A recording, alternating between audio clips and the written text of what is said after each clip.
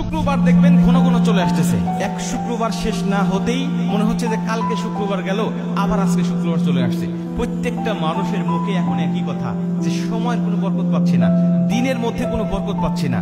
প্রিয় ভাই, এটার কারণ কি জানেন? জানলে আপনি অবাক হয়ে যাবেন এবং আপনি নতুন করে চিন্তা ভাবনা করা শুরু করবেন। আমরা অনেকে এটা নিয়ে হাসি ঠাট্টা করি যে চলে গেল দিন, আবার চলে আসলো। এক সপ্তাহ কোন দিক দিয়ে কেটে গেল, মাস কোন দিক দিয়ে কেটে যাচ্ছে, দিন কোন দিক দিয়ে চলে যাচ্ছে, আমি কিছুই জানতেছি না। এর ভয়ানক ব্যাখ্যা রয়েছে প্রিয় ভাই। আপনার কাছ থেকে সময়ের বরকত আল্লাহ কেড়ে নিয়েছে।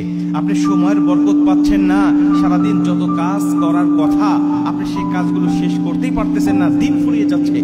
সারাদিন সকাল থেকে শুরু করে নিয়ে রাত পর্যন্ত আমরা হিউজ পরিমাণ আগে সময়ের বরকত পেতাম, কিন্তু এখন সময়ের বরকত পাই না। এর মেন কারণ কি জানেন?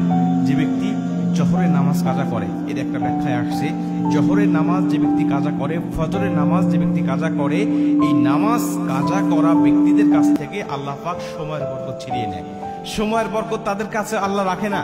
ফজরের নামাজ, সাপোজ কোনো ব্যক্তি যদি নামাজ পড়ে দিনটা শুরু করে, সে দেখেন যে ব্যক্তি প্রতিদিন সকাল 9টায় ঘুম থেকে ওঠে, 10টায় ঘুম থেকে ওঠে, ওই ব্যক্তির সময়ের বরকত আর যে ব্যক্তি ফজরের নামাজ পড়ে তখন থেকে কাজ শুরু করে, ওই ব্যক্তির সময়ের বরকত কিন্তু একরকম হবে না। যদি আমরা 50 বছর হায়াত পাই, দেখেন আমার জীবনে কত বছর ঘুমিয়ে যাচ্ছে, কত বছর পাপ কাজে কেটে যাচ্ছে, আমি আমার কাজ করার সময় পাচ্ছি না, কত বছর মোবাইল ফোনের মাধ্যমে আমার কাছ থেকে কেড়ে নিচ্ছে, কত বছর বিভিন্ন অলসতার মাধ্যমে আমার কাছ থেকে আল্লাহ পাক কেড়ে নিচ্ছে।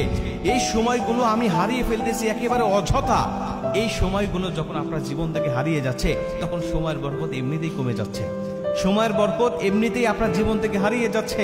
আমরা জানি আল্লাহ মানুষের হায়াত নির্ধারিত রাখছে, কিন্তু বান্দাদের কিছু কার্যের কারণে, কালাপের কারণে আল্লাহ পাক তার হায়াতের মধ্যে বরকত দেয় অথবা হায়াতের মধ্য থেকে বরকত ছিনিয়ে নেয়। আপনার জীবনের, আপনার ভুলের কারণে আপনার জীবন থেকে সময়ের বরকত আল্লাহ পাক ছিনিয়ে নিচ্ছে। এবং কিয়ামতের ময়দানে রাসূল সাল্লাল্লাহু আলাইহি ওয়াসাল্লাম তো ঘোষণা করেছেন যে কিয়ামতের ময়দান আসার আগে, কিয়ামত আসার আগে, সংঘটিত হওয়ার আগে বান্দাদের সপ্তাহ মনে হবে দিনের মতো। মানে এক সপ্তাহ একটা দিনের মতো মনে হবে তার কাছে, একটা মাস তার কাছে একটা সপ্তাহের মতো মনে হবে, একটা বছর একটা মাসের মতো মনে হবে। আপনি দেখেন সেম আজকে সেটাই মনে হচ্ছে। প্রত্যেকটা মানুষের অভিযোগ যে সময়ের বরকত বলতে আর কিচ্ছু পাচ্ছি না। মনে হচ্ছে কোন দিক দিয়ে দিন চলে যাচ্ছে, কোন দিক দিয়ে সপ্তাহ চলে যাচ্ছে, কোন দিক দিয়ে বছর। আমার বয়সটা এত হয়ে গেছে, মানুষ 30 বছর বয়সটা ও চিন্তাই ভাবনা করতে পারে না আমার 30 বছর বয়স হয়ে গেছে। অথচ আমার মনে হচ্ছে যে আমি কালকে ওইটা করলাম, কালকে সেটা করলাম, যেটা ছোট অবস্থায় করেছি। তার মানে মানুষ সময়ের বরকত বলতে আর কিছু পাচ্ছে না। আপনি প্রিয় ভাই আল্লাহ পাকের কাছে বেশি বেশি কান্নাকাটি করবেন। অল্প সময়ের মধ্যে কিভাবে বেশি বরকত পাওয়া যায়, অল্প সময়ের মধ্যে কিভাবে আল্লাহ পাককে বেশি সন্তুষ্ট করা যায়, বেশি অর্জন করা যায়, এই চেষ্টাগুলো আল্লাহ পাকের কাছে করবেন।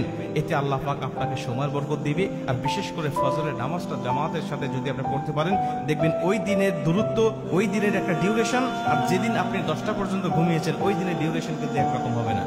আপনি এটা নিজেই পরীক্ষা করতে পারবেন। এজন্য ফজরের নামাজটা জামাতের সাথে পড়বেন, 5 ওয়াক্ত নামাজ পড়বেন, দেখবেন সময়ের বরকত চলে আসছে। আর এমনিতেই তো কিয়ামতের আগে এরকম হবে, অতএব চিন্তার কিছু নেই।